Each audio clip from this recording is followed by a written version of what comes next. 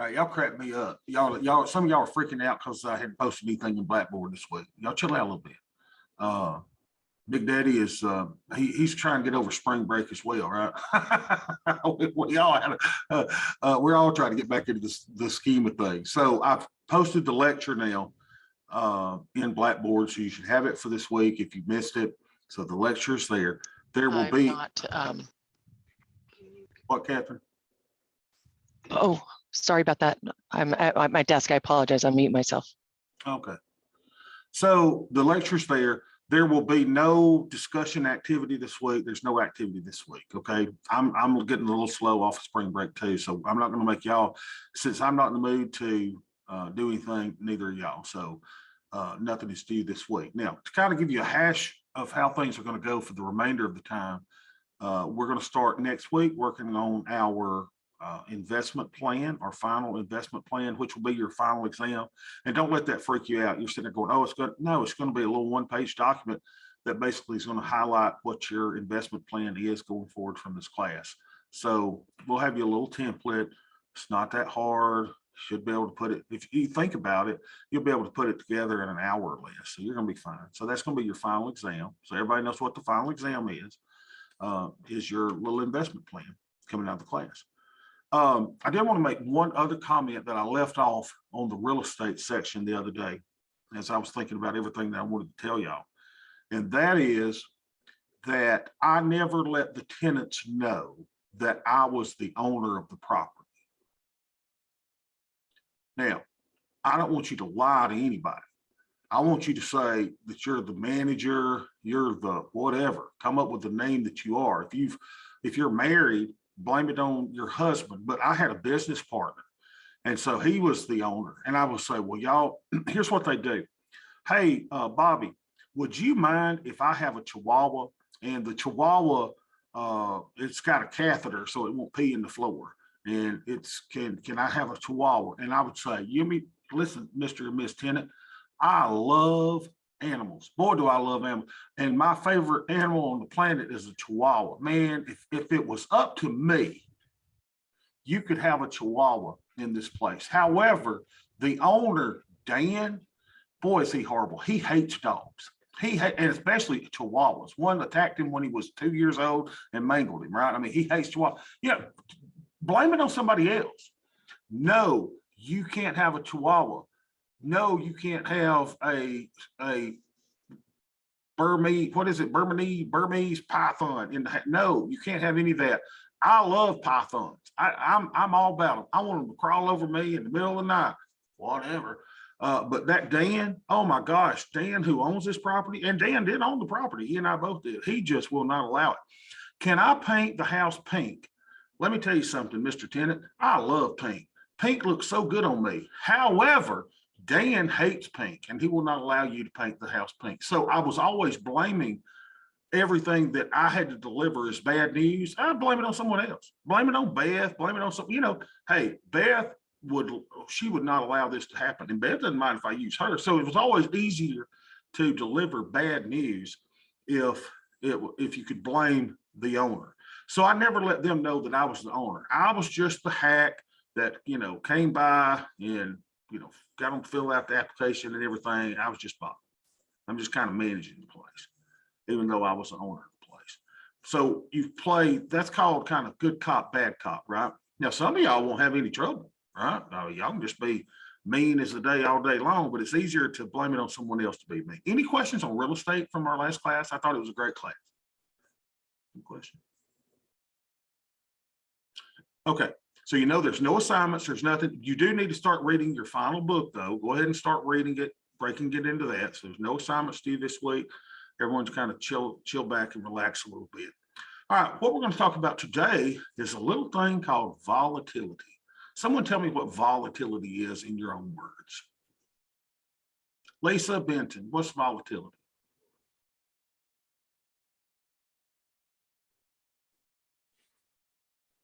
Lisa, can you hear me?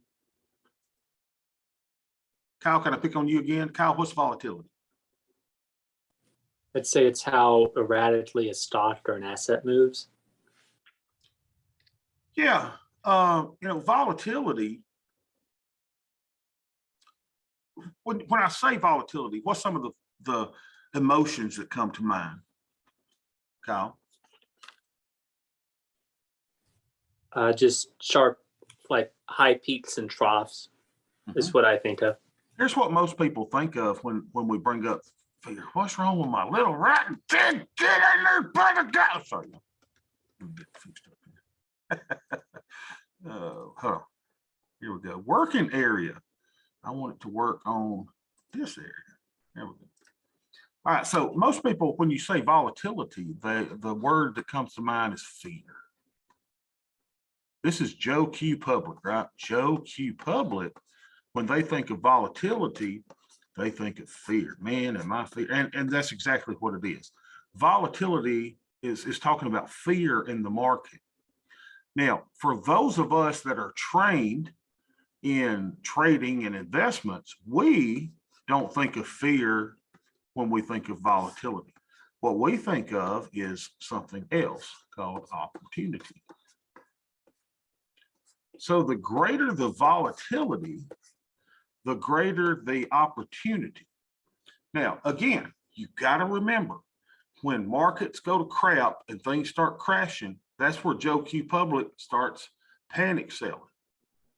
And that's where you will go, hey, wait a minute, with this increased volatility, that means there's more opportunity. So while everybody else is, hopping out of the fire in the movie theater, you guys are going in and increasing your holdings, right?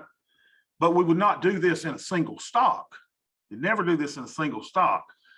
The single stock that goes down and it's about to go bankrupt, don't run into that, but you're going to run into the overall general market when everybody else is running out. And if you'll do that, then you're going to be fine. Just remember, you're going to have lots of peaks and valleys over your investment career. You really are.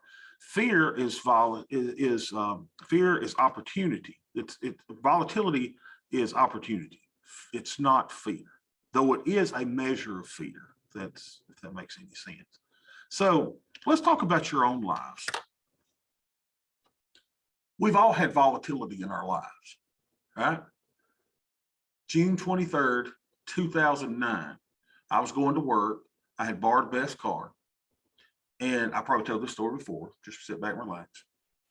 And the day before, my automobile, I had a 200-mile daily commute for 20 years to Birmingham. And the day before, on June 22nd, my radiator went out, was leaking water, was overheating. And it was at night, and I couldn't call a garage or anything, so I had to get back home 200 miles. And it wasn't like I could just call Beth to come get me, and leave the car there. So what I decided I would do is I would, at every exit, stop and let the car cool off and put water in the car and drive it on home, make it to the next exit, put more water in, drive to, and I did that. I did not get home till after midnight. And I remember that was in the first days when we were all on Facebook, right? I remember posting on Facebook that June 22nd, 2009 was the worst day of my life because it took me hours of getting home. I was tired. I'd have to wait for the car to cool down, to put water in. It was a nightmare. So on June 23rd, 2009, I borrowed Beth's automobile to go to Birmingham. So I'm going to Birmingham in Beth's automobile, just like a regular day. And y'all, all of a sudden, I lost control of the vehicle. I heard a humongous boom, and my car flipped side over 3 lanes of traffic. It flipped head over front several times. And I can remember just the smell of rubber and the destruction that was in my face. It was like this. And I can remember seeing, just all this stuff and the smells and the sound. So next thing I know, I am lying on my stomach on the side of I-20, just outside of Birmingham. I was at Leeds, laying on my belly, and I'm trying to get up. I'm trying to, you know, I'm on the ground. And I hear these people, don't get up, don't move, don't. And I'm like, I gotta get up. And they said, don't move. And I was like, I gotta get up. And I didn't know I couldn't get up. So I'm laying down on my belly and I said, will you please call my office and tell them I'm going to be a few minutes late? The reason I was worried about calling the office is because I had a meeting that day. I had an important meeting with a debtor in bankruptcy. So I had, you know, it was a hearing that I had to be a part of. And I was like, hey, tell them I'm going to be a few minutes late, you know, 15, 20 minutes late, blah, blah, blah. I had no idea of the severity of my injuries, but I did know that I was having trouble breathing. So I was gasping for breath. So I was blind in one eye. One eye was totally blind. I was gasping for breath. One of my lungs had collapsed and the other one was punctured. And next thing you know, they're loading me up and putting me in an ambulance. And I'm sitting there going, because I couldn't breathe. And they put me in the ambulance. And I said, all of a sudden, the severity, I'm going to the ambulance, they're taking me to the hospital. The severity is coming to me a little bit because I think I was in shock that this whole thing had happened. And I can remember being in the back of the thing. And I asked the paramedic, am I going to live? I remember gasping with every breath I had. I said, hey, am I going to live? Because it kind of came on me all of a sudden. Hey, this may not be good. And she looked me square in the eyes and she said, we're going to do everything we can. Now, y'all, I'm going to tell you something. If you're a paramedic and somebody's asking you if you're going to live, you say, you're going to be just fine. Do something, lie to me. But this woman said, we're doing everything we can. She didn't give me any hope at all. So then I relaxed a little bit and I said, I can remember the next thing I told her before I got to the hospital. I said, girl, I got to pee. She says, let it fly, baby. And that's exactly what I did in the back of that ambulance. Now, so with that came with 51 days in the hospital. That came with me having a brand new pelvis put in on the left side and right side. I've got the, I guess, titanium pelvis.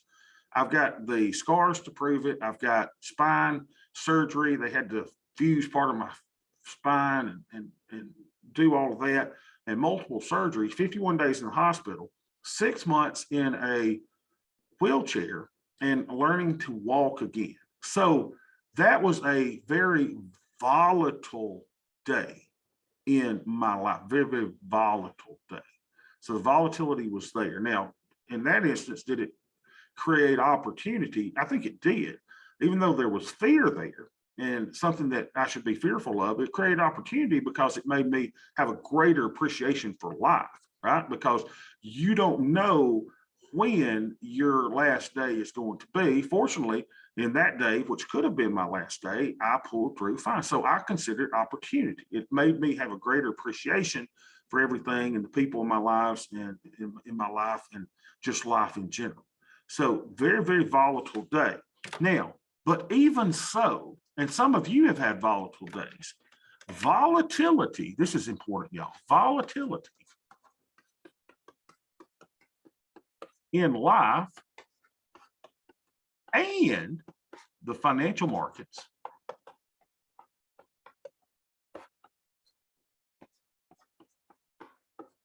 is overstated.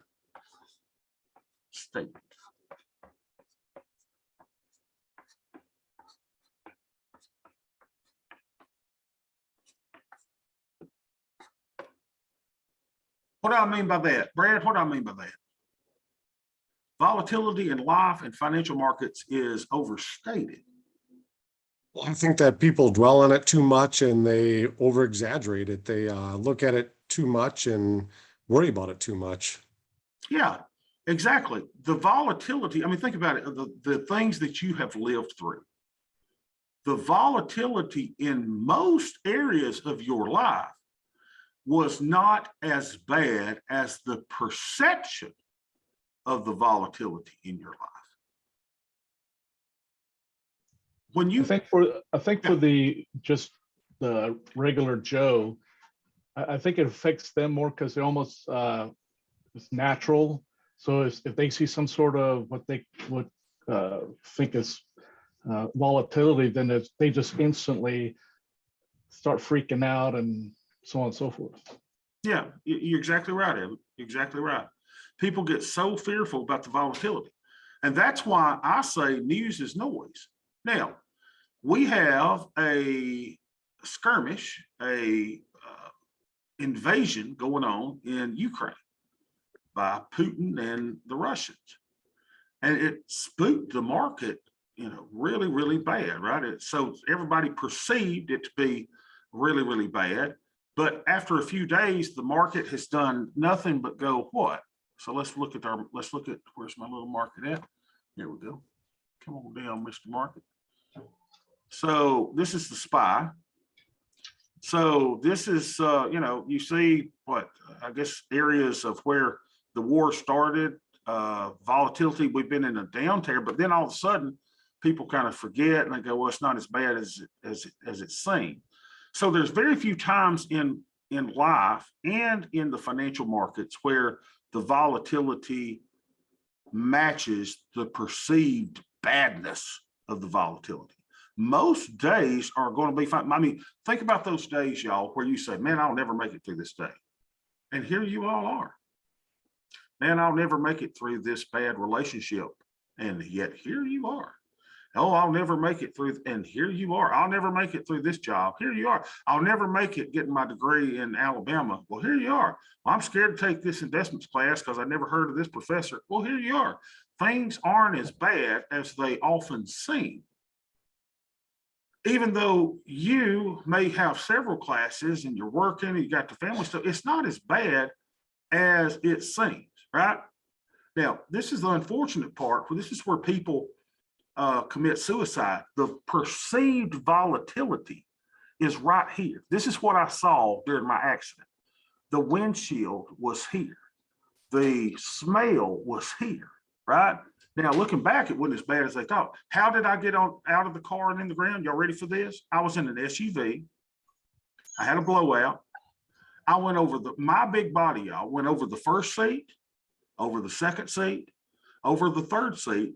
And you know that little flap that you open the little window on an SUV? That's what I came out of. How did that happen?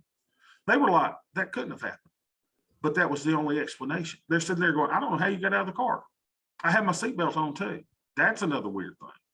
So the volatility is overstated in life as in the markets. Volatility is overstated. Now, there's a chance, that little doggy in the background, somebody's got one. Let me read to everybody. There we go. So now, there are a few times when volatility equals perception. Right? Volatility equals perception. Someone give me an example in volatility, where volatility equals the perception of being bad. Can someone give me an example in world events? The tornadoes that have just happened through the South. Yeah, right. Now, to us that didn't go through the tornado, maybe it's not that bad. But if you had a family member that went through it or a friend, that equals the perception of it being bad, right? But for the rest of the nation, the volatility of that event is not on par with those who went through the event. How about 9/11? That was a horrible, horrible day. I can remember driving to work, tears in my eyes, going and looking up at the skies, our planes going to fall out over the place. Our nation was being attacked. World War II, right? These are all the Holocaust, the killing of the Jews, all of these things, slavery in our own country. The volatility of these events equals the perception. These were very, very horrible, horrible events. However, most events are not as horrible as they would appear to be. So I'm trying to say the war with Russia and Ukraine has a high perceived volatility, but it's not as volatile for those of us who are not involved in it, who doesn't have a loved one in the Ukraine or in Russia, right? Or someone who's involved. So how would it become, how could that escalate further and become one of these volatile events that truly affects the world? What could happen? What's Putin been threatening? Drop a nuke or do some really provocative war activity. Exactly, Kyle. If he drops a nuke, then the chance of us being in World War III. Now, some people are already saying we're there, right? Some people are already saying this is it. Well, they said that when we attacked, went into Afghanistan. They said that when we went into Iraq. They said that, but there are some people that are saying, hey, this is the beginning of World War III. So their perception is that it's high volatility. I would say chances are greater that we're not in World War III. But if old boy drops the nuke and we get involved, very well may be. But over a period of time, volatility is overstated. And again, prove it in your own life. The day when you said, oh my gosh, this looks so dire. And then here you are. Does anybody have something that you could share? And don't get into the details if you want, but is there a volatile period in your life that you thought, man, it's over? This is it. I'll share. Okay, Lisa. So I think I shared some of it previously, but so when I separated from the person I was with, who, by the way, is being sued for $14 billion right now, because I was telling the truth. But anyways, when my long-term disability ran out, unemployment ran out, that day my father had passed away, and I found out I was expecting twins. And a month and a half later, I had no more money to pay the rent on our house, and we were being evicted. So we had a meeting with the landlord, and we had an agreement to give us 30 days. And, I already saw the writing on the wall, but I needed to keep moving forward. So I moved my kids in with my mom, and I just started packing the whole house. And during that whole time, through dire morning sickness and just spending from sunup to sundown packing the house alone, in my mind, I was playing scenarios of what are we going to do? Where am I going to live with my kids? Do I move in with these people from church? There was exactly, and we were part of a parish that had very wealthy business people, many people who said they were friends, that said they'd always be there, but at that moment were no longer there. I felt like that was the end of the world. And I just one day woke up and said, you know what? It is what it is. I'm going to finish packing this pod, and I'm going to go home tonight with my mom in her 1-bedroom apartment and my, at that time, 3 babies. And we'll take each day as it comes. And so here I am. Next month, it will be 8 years.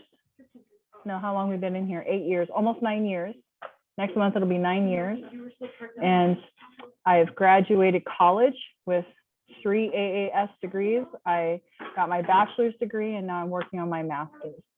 So I never thought that any of it would have happened. And at that day in February of 2013, I thought my world was coming to an end. And it didn't. And it didn't. Exactly. And as volatile as the time in that period was, when it was right here, now you look back and you go, the perception of the volatility was not as bad as what I thought it was then. And if you look back today, you probably say, hey, that made me a stronger person. Definitely. Definitely. Good. Thank you, Lisa, for sharing. Anybody else You're want to welcome. share? Anyone else want to share a period of volatility that at the time seemed, enormous, that looking back now you go, hey, well, I got through it? I'd like to say some, and this is like really recently. So I'm in Las Vegas, and my sister lives in Dothan, and she got into some stuff. She wasn't doing well, so I jumped on the next flight to go out there. And the whole time I'm thinking, oh my gosh, she's going to die. What am I going to do? And because we don't have any other family members. And so, I'm trying to think of scenarios. And so I got out there and made sure everything was taken care of, made sure she had a guardian. And when as soon as I was leaving, she all of a sudden she's doing great. She's just doing fantastic. And so now I'm thinking, really, I mean, I just knee-jerked and went out there. I should have kind of monitored the situation, but I was, you know, my perception was that she was on death's bed. You know? Very good, Evan. Yeah. I mean, you know, you go through that and you go, oh my gosh, you know, what are we going to do? How we, and then you look back and you go, huh, you know, we come through these things. We really do. It's amazing how resilient we are. We watch the film, The Pursuit of Happiness. You imagine the volatility that Chris Gardner went through. And at the end, you know, going through all of that, things kind of worked out. Things kind of work out more often than we think that they do. You know, now for those of us that are people of faith, you know, you kind of, when you see things, you kind of see this guiding hand behind so many things of our life.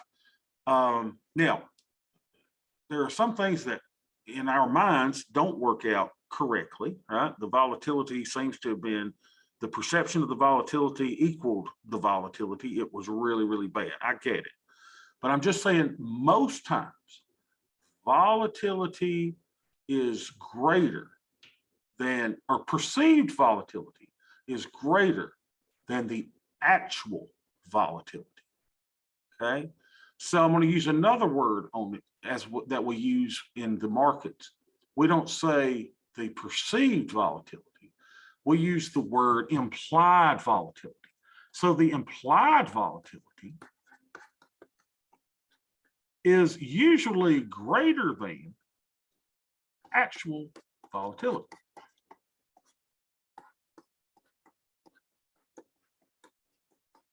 And therefore creates opportunities in the markets. And if I spell stuff wrong, y'all don't get on to it. Y'all know what I'm doing. That's a T, not an L. So implied volatility is greater than actual volatility. Now, let me show you what that means in the market. There is, and I had the definition of it pulled up for you. What is volatility? What is VIX? So we actually have a ticker symbol called VIX, right? VIX. What is volatility, or what is VIX? VIX is the ticker symbol for the Volatility Index, which is a measure of the stock market's expectation of volatility based on S&P 500 index options. It's calculated in a real-time basis, and you can actually see it on the chart. So let me show you the VIX and why this is. Has anyone not ever heard of VIX? Who has not heard of VIX? Everyone's heard of it, right? Okay. So let me show you what VIX is. VIX is volatility. VIX is the fear index. So let's go and type in VIX so we can actually see it on the chart. And if I can go to the chart, let's go to the VIX. Here we go. So VIX, ladies and gentlemen, is the only underlying whatever. It's the only thing, for lack of a better word, only thing that is mean reverting, that is mean reverting. If you ever hear someone say, well, asset prices will revert back to their mean, that person is a clueless hack. The only, I don't want to call this an asset, I guess it is because we can actually trade it, but the only asset that reverts back to its mean is volatility. The S&P 500 does not revert back to its mean, right? The S&P 500 goes up and it goes down, up and down, but over time it goes up, up, up, up, up. It never goes back to an average, it keeps going up. Volatility will always revert back to its mean. Let me show you how this works. So volatility goes up, and what happens? Volatility goes down. and it spikes and it goes back to its mean, and it spikes and it goes back to its mean, it spikes and it goes back to its mean, it spikes, it goes back to, it spikes, it spikes. Now we're in a period of elevated volatility right now. So the volatility right now is at 22.21. It normally, and when I say normally, its mean over a period of time is probably around 17 or so, 17, 16, around in this area, right? And it always reverts back to its mean. Right now, we are in a period of increased volatility. Everybody sees that. So what is VIX? VIX is the fear index. It is a measure of the volatility in the S&P 500. And I would say the markets in general. Okay, that's what VIX is. So we can actually see what fear is doing. And because there's fear, it gives us opportunity in the market. When is the best time to sell a put?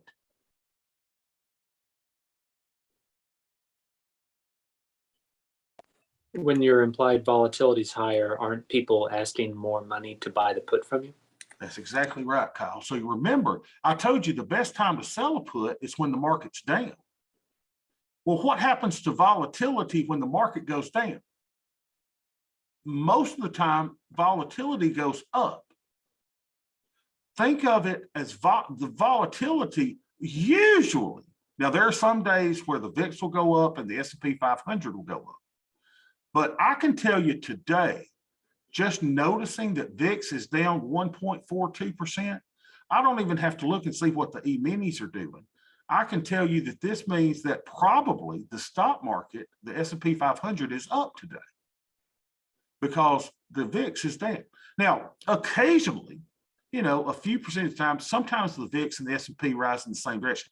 But when the VIX goes up and volatility goes up, the market goes down. What happens to the price of that little put option? Here's our little put over here.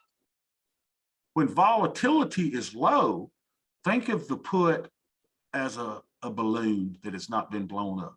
It's just that looks like asparagus, but trust me, it's a balloon. When volatility goes up and the market goes down, what happens to our balloon? That's why we sell a put on a down day when volatility is increased. When volatility increases, the price of options increases. Therefore, when we sell an option, instead of maybe getting $1 for that option, maybe you get $3 for the option because it is inflated with volatility. Now, as an option seller, why would I sell one when the market is tumbling, going to crap, and volatility is increased? Because I know the secret. What's the secret, Kyle? Volatility. Because VIX is mean reverting. Is that it? It is, and volatility is what? Overstated. Sure. It ain't as bad as we think that it is. I know the secret. Secret is volatility really ain't that bad. Now, during the Corona crash, ladies and gentlemen, volatility that is normally at 17 went up to 80 something. Let's see if we can get it on there. See if I can finagle this chart where we can get this on here. Volume, day, let's see. Oh man. Let's see if I remember my login here, and we'll show you. This is so cool. This is so groovy to share this stuff with y'all when y'all start seeing this stuff. Let's see, day, weeks, month. Let's see, scroll out. Let's see if we can load it back. If not, we'll go to another charting program. But I wanted y'all to see March of 20. How do you do it, Bob? How do you do it? I think I know how to work this chart. Let's see if I put it on monthly. Monthly, yeah, but it's not giving me. Yeah, let's go over here. Let's go to max. Here we go. Max, max, max, max, max, fix, fix, fix, fix, fix. February 1990, and this must be adjusted or something. Here we go. Watch this thing. See, it's always mean reverting. Always mean reverting. There's times when this thing goes up high, goes up super high, goes up super high, but it always comes down. I'll bet you this is March 2020, January, March 2020. Said 53. I would have swore it got up in the 80s. Let's look back and see. But do you see how it always goes back down? You see how it always goes back down? But this is opportunity. This is when in a single couple of days, my account went to up 208%. Here, in a day or two, right? That's when this thing went up. So you can see the 52-week low is 1410. The 52-week high is 38, almost 39. So you can kind of track this thing. But remember, it creates volatility. When volatility goes up, these options become overpriced almost. And that's why a person who is an option seller can go and sell these things. Now I want to see something else. Let's see if we can find it on another chart. I want to show it on this chart. Let's see. See if we can see VIX. Hey, Bobby, quick question. Yeah. I always compare this back to the selling insurance. These puts the selling insurance on the investment for the investor. So just quick, make sure I'm getting all this right. It's basically the investors going, oh my gosh, the VIX is high right now. The world's falling apart. Therefore, as the insurer, the insurance company, I can sell the same policy per se, the puts, at a higher price because they, in perception, think that the world's falling apart. So I can make more money at that opportunity when in reality, it isn't falling apart. We're going to revert back to mean on the VIX. I just have to wait it out, correct? That's exactly it. And Brad, let's put it into perspective. If you're an insurance company, when is the best time to sell hurricane insurance? Well, it depends upon if the hurricane hits or not. Well, after the hurricane. After the hurricane, definitely, because then people are panicking and they're waiting for the next hurricane. They're like, oh my God, we survived this one, but we may not survive the next one. I've got to get it and I've got to get it today. And you as an insurance salesman are like, fools. Yeah, now's the time that I'm going to sell the insurance. And what can I do with the premium now? Increase demand. I'm on sky high, right? I mean, think about it, y'all. It applies to everything in life. When there's high volatility, you can charge whatever you want to. If you're out of town and your car breaks down, and you're in a town that you don't know the mechanic, could the mechanic charge you more to get you back on the road? Absolutely. And you're willing to pay it. Rather than if your car is broken down at your home and you got a shade tree mechanic that can come by and fix that thing for you. So, it's just the same thing with the volatility. Volatility presents opportunity. When the market crashes, that's the greatest time to sell a put.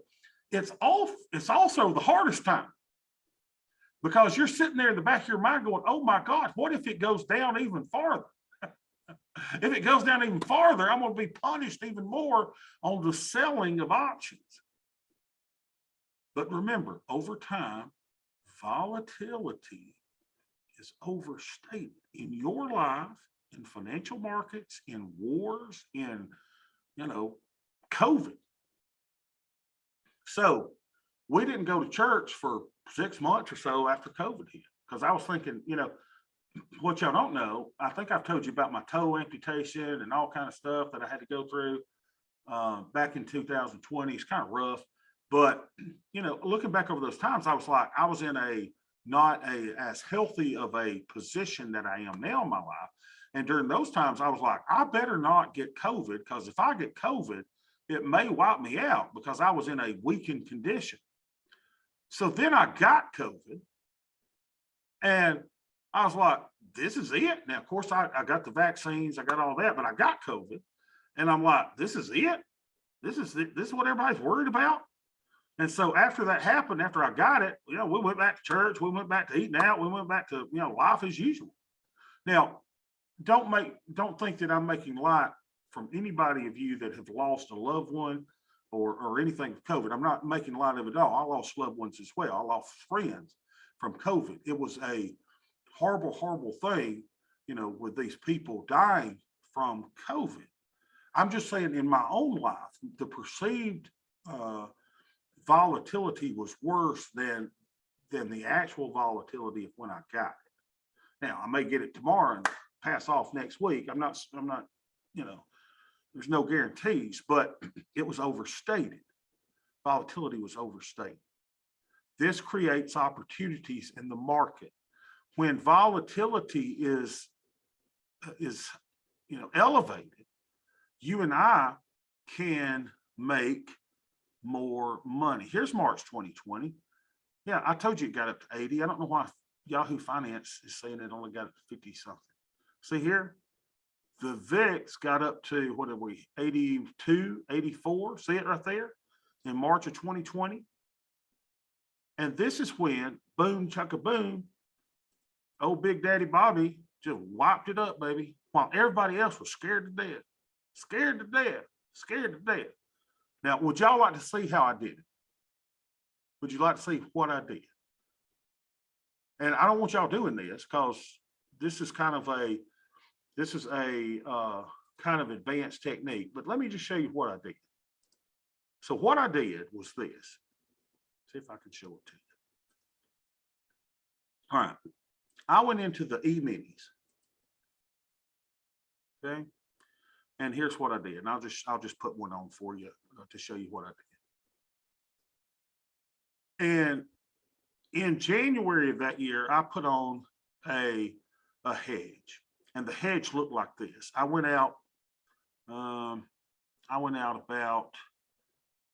oh, I don't know, 120 days or so. Let me find one here where I can put this similar trade on. And I went into the E-mini S&P 500. I'll find one here where I'll put this on. There, 98 days, I'll bet you. 98 days. The strikes are higher there, but I may do that. But I want to show you the similar trade that I put on. 68. Yeah, this will do. 68 days, and option prices are elevated. That's why I'm having to go in a little bit rather than out. The closer you get to expiration, these prices go down. But what I did was this. Here's exactly what I did. I would go, and let's say that I was looking for 50 wide strikes in the E-minis, and I thought that we might have a problem. So here's what I did. I would sell three of these. Sell three of these puts here. Okay. And I'm going to right click and I'm going to analyze this trade. And I'm going to go back to the monitor tab. And I'm going to show you what else I did. And I'm going to trade. So I would go out, say, how many days was this? 68 days to expiration. And I would sell three of these. And then I would want to buy the 2500s. But I wanted to do it where the overall trade was a credit. So I would look for something that I could buy that would be fully paid for by this credit. So if I sell three of these, what's this? How much money do I bring in? 3 at 315. So that means I'm going to bring in $467. Now, again, I was selling puts, right? So I brought in $467. So that gave me income to buy puts. Now, remember, buying puts, if I buy those puts, those go up during the market crash. So then I would say, okay, well, let's go and buy puts that I could finance from the sale of these puts and just get those closer to the money or closer to expiration. So I move in 30 days, maybe to 36 days. And I would go in here and I would buy these 2550s. Now, do you see what I'm saying? If I buy 5 of these, that's going to totally be paid for by the puts that I sold. So I could even go up, right? I would go up and say, hey, what if I buy 5 of these, you know, or 5 of these or 5 of these? So let's see how much money this would take me. So if we buy 5 of these, 2, 3, 4, 5. So I'm selling 3, buying 5. How much does that cost me? That cost me $434. Well, I brought in a credit of $467. So 467 minus 434 that I'm spending out. I did this entire trade and they paid me $33 to put the trade on. Well, let's analyze this trade. And we'll analyze these together. We'll show you this. This is so cool. Analyze trade. There we go. So now let's see what they look like combined. Combined. We're going to go here. Hide positions. We just want to show simulations. And I should have 2 simulations here. There they are. There's the 3, there's the 5. Everybody sees that, right? So I sold 3 at 68 days to expiration for $315. Then I bought 5. So this is what you call a ratio spread, right? It's a ratio diagonal spread because they're in separate expirations and the strikes are off as well. So I put the entire trade on. They paid me to put it on. And here's what the risk graph looks like. And I hope you can understand this and see what happens. So this is at the money right now, right? The market is at 44.93. I come in here and I set me some price slices because I'd like to know, okay, well, what happens if the market goes up $5? I lose $49.25. What happens if the market goes up 10%? I lose $32.17. What if the market goes up 15%? Well, I've lost $8.59. Okay, everybody gets that. Well, on this little ratio spread that I've put on, what happens if the market goes down 5%? Well, I make $115. I like that. What happens if the market goes down 12%? Well, old Bobby here, he makes $900. Well, what if the market totally tanks and goes down 20%? Well, old Bobby, on putting a trade that they paid me to put on for $33, I made $4,130. However, this does not take into accountability the impact of increased volatility. That's when I have to go into the chart and I go, wait a minute. They got all different ways you can set this up, right? You can do by expirations, 2 expirations. What does my trade look like? But I go and change it to vol step. I want to know what happens at various stages of increased volatility. Then I change this from, it normally says 5%. I change it to 10% based on what I believe volatility will be at and you'd have to stay with me for a while. It would take me a while to tell you why I changed this to 10%. But it's my expectation that VIX, if we had a 20% drop in the market today, and there will be some that will watch this and say, Bobby, this isn't VIX. I understand it's volatility over here. This is volatility. Follow these numbers. Let me draw a little thingamajig on that so you can get a feel for it. I want y'all to follow this.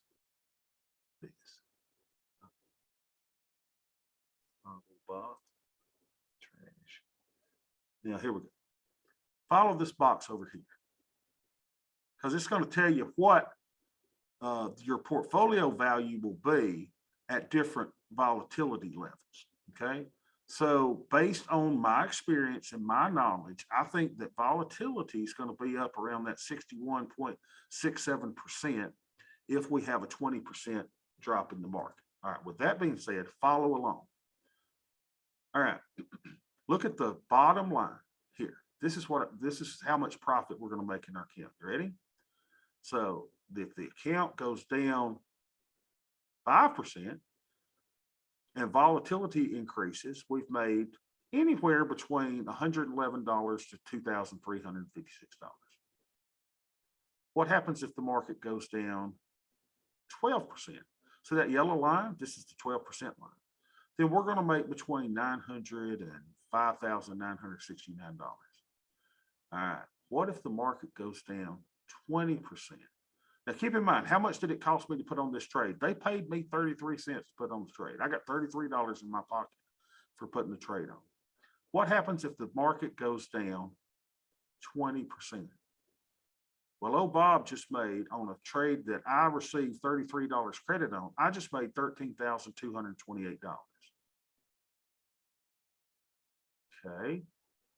What if the market went down 35% like it did in the COVID crash? So I'm going to move this line. Everybody watch the little line move down as I move down to 35% down during the COVID crash. What happens to little old Bobby's money? My little charts moved, but y'all know where to look now. How much does Bobby now make on a trade that he received $33? Bobby makes $42,575.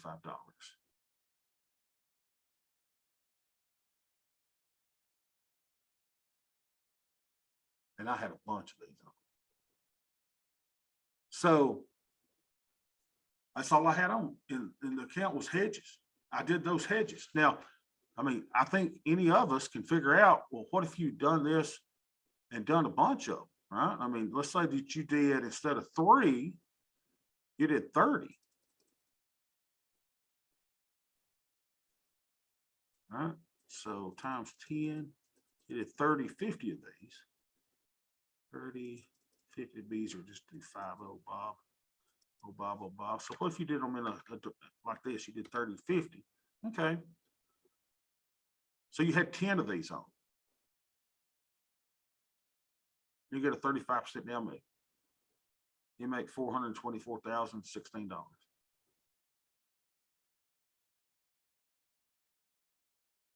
Now, what happens if the market goes up? Well, I made 300. It doesn't show it on the volatility, but if I receive a $33 credit and the market goes up, then I'm just left with the credit that I received if it goes on up. So I would have made on 10 contracts, I would have made, or 10 tranches of the 3.5 where I had 30, 50, then I would have made 10 times $33 or $330. But you can see this is a way. How much buying power did it cost? On a $100,000 account, it would have taken me $5,000 of buying power to put this trade on. $6,000. That's the collateral I would have had to put up in the account to put this trade on.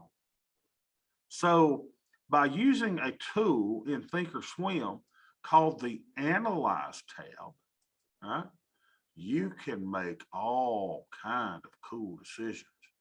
And if you think that a crash is coming, you can position yourself as such to make an astronomical amount of money.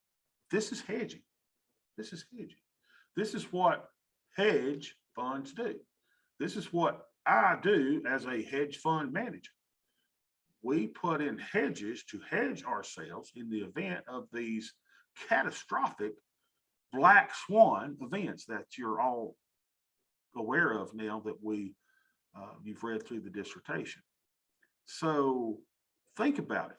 You have a portfolio that you are otherwise long in. You own SPY, or you're doing, hedge fundies, excellent adventure, whatever you're doing.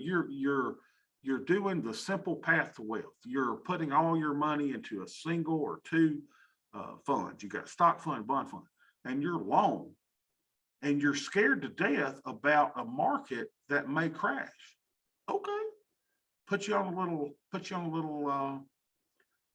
ratio spread, back ratio spread. That's what this is, a back ratio spread in a 3 to 5 ratio, and do it as such that you receive a credit for the overall trade so that you are able to hedge yourself to the downside.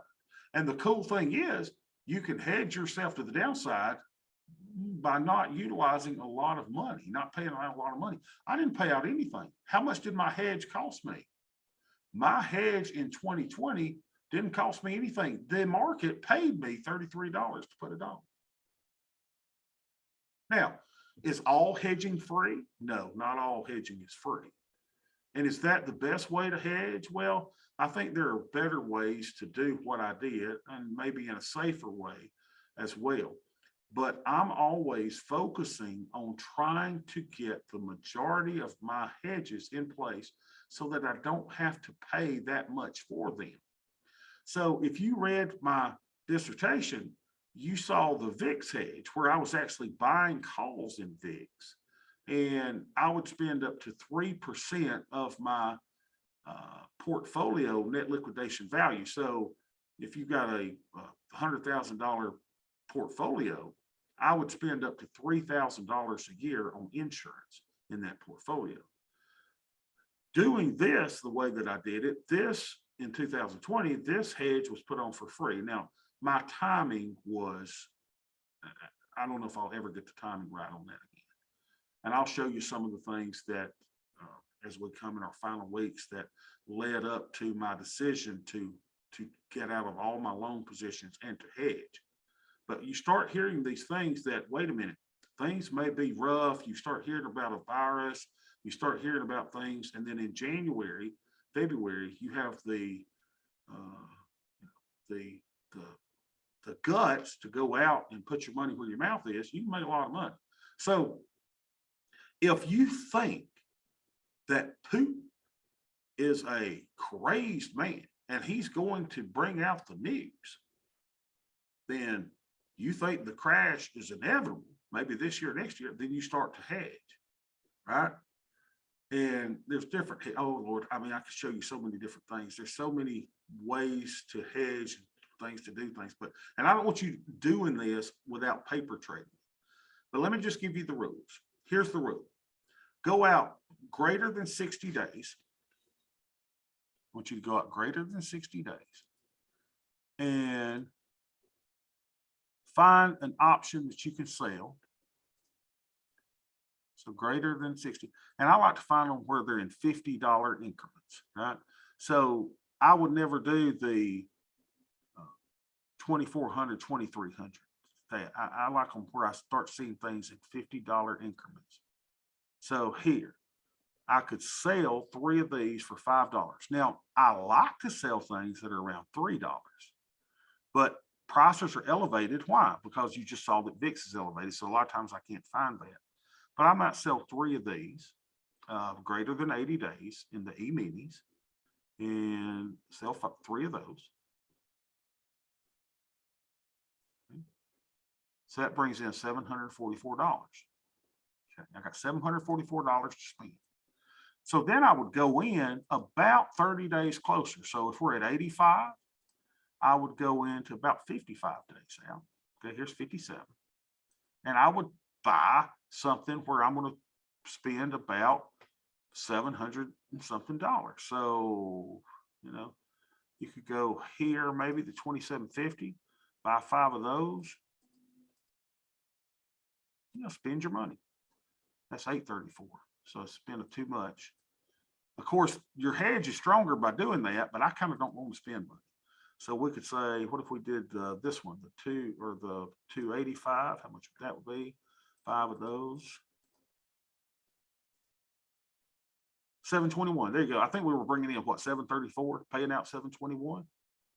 So you sold 3. Why do you sell the 3? Why not just buy the 5? Well, I used the money that I received from selling the 3 to buy the 5. God, is that beautiful? So is the way that you lose money on this hedge when the strike price is below the put that you sold, but above the put that you bought? Let me think about Is that like your maximum loss? Yeah. So let's see if we can look at it on our little thing here. And let me make one more caveat. I much prefer having the longs in the same expiration as the shorts. The only problem is that it costs more, right? It costs more here's the way I'd like to do it. I'd like to go, I'm going to sell 3 of these at 27. Let's see, I normally go $3. Here we go. I'm gonna sell 3 of these, and then I'll answer your question. We'll go look at the Analyze tab to figure out the answer. So I'm gonna sell 3 of these. Hold down your control key, and I want to buy 5 that are in the same expiration that are 50 points below. So I'll go 5 of those. Problem with doing that is it's going to be a debit, right? So that's going to cost me $200 and some odd dollars, $284 after commissions to put that trade on.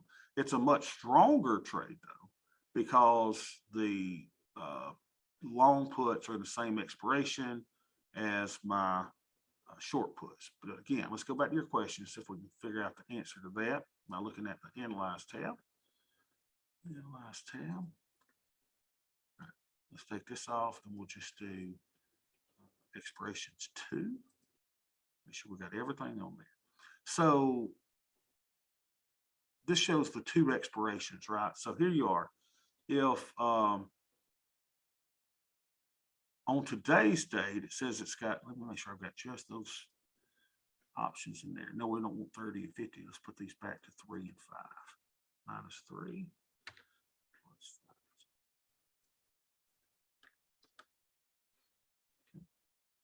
3 and 5. So now let's look at it. All right. So at expiration, if things stay here, Kyle, then you're going to make $47.50. What happens if the market goes up at expiration? You still make $47.50. What happens here if the market goes up? $47.50. Here, $47.50. So you have no upside risk, which is the cool thing about the trade, right? Now, what happens if the price goes down? Price goes down, then looks like expiration. And if you close it soon, right, 324, if we're down today, looks like you're up 116, 1975.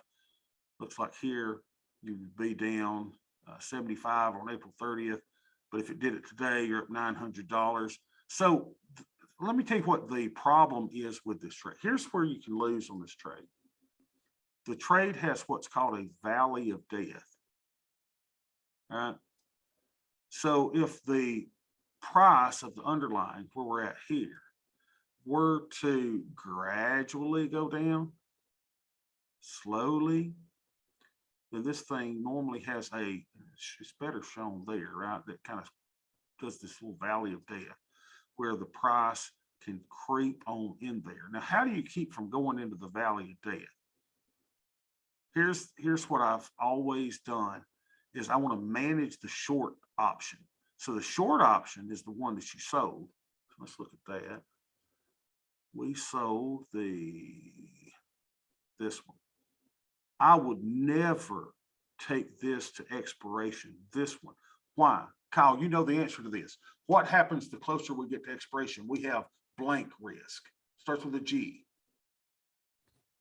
I don't remember G, but the risk, the time to pay really speeds up really quickly. It does speed up Gamma, really quickly. is it gamma? Yeah. Gamma risk. Look at y'all. We got gamma risk. So I'm going to close this out probably 21 to 14 days before expiration, right? Now, the issue is that this loan would have already expired because it's 30 days less than the expiration of the put that we sold. So as an overall management technique, I much prefer having these in the same expiration.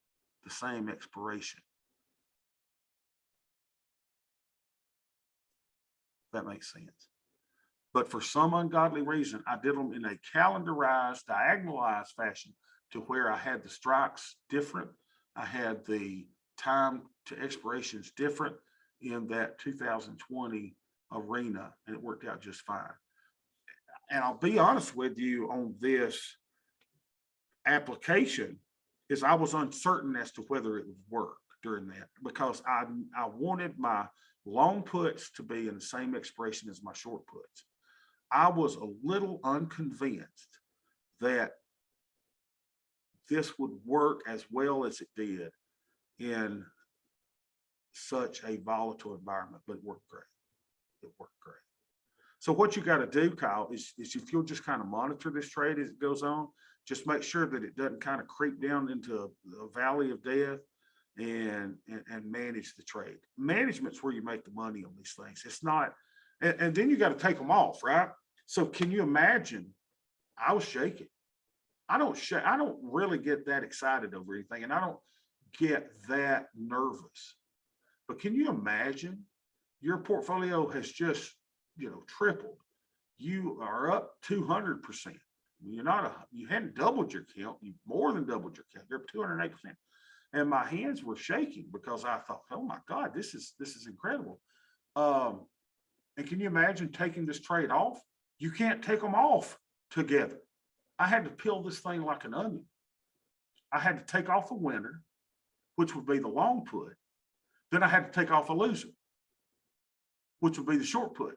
Keep in mind, the long puts were greatly outdistancing the short puts, but still, it was a nerve-wracking experience. And I was on the phone with Thinkorswim, and can you imagine on a day where the markets are down over a couple of weeks, 30%? You know how many calls they were getting? You think you can get in touch with your broker? No, you can't get in touch with your broker. There was probably a 4-hour wait. And I'm sitting there going, I got to make sure I take it off right. I've never been through something like that. So I started peeling the onion. I would take off a profitable trade, then I take off a loser. So I couldn't take off all 3 of these at the same time because it would say, oh my God, you don't have enough buying power to take them off. So I peeled this thing like an onion. So if I was long 5, I would sell 1, and then I'd buy one of these. Then I'd sell another one of these short ones, right? And then I'd buy another one here to get out of it. That's why I'm telling you, I had to say to my doctor in the, when he's sitting there going, sorry, Bobby, we're going to cut your toe off. Your toe's got to leave your body. And I'm like, Doc, can you hold on a minute? I got to close some trades. Oh, it's a great story. I'll tell you this, it made the experience of losing the toe much greater, knowing that you had, made a fortune in the markets in just a short period of time. And what was even more exciting is, can you imagine me calling my dissertation chair, Dr. Canyon, and saying, Dr. Canyon, you don't believe this stuff, but all this stuff we've been working on with hedging and everything, it works. So he was excited too. So any questions? Any questions?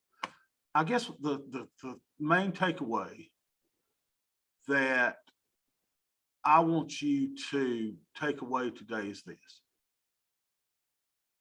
Volatility will always be with you in life, in war, in famine, in panics, in catastrophes. It's always going to be there. Most of the time, volatility is overstated. Most of the time, volatility is overstated. With that being said, volatility, while the most amount of the public considers volatility to be fear, you can flip this thing around so that volatility is opportunity. Volatility is opportunity. Questions or comments?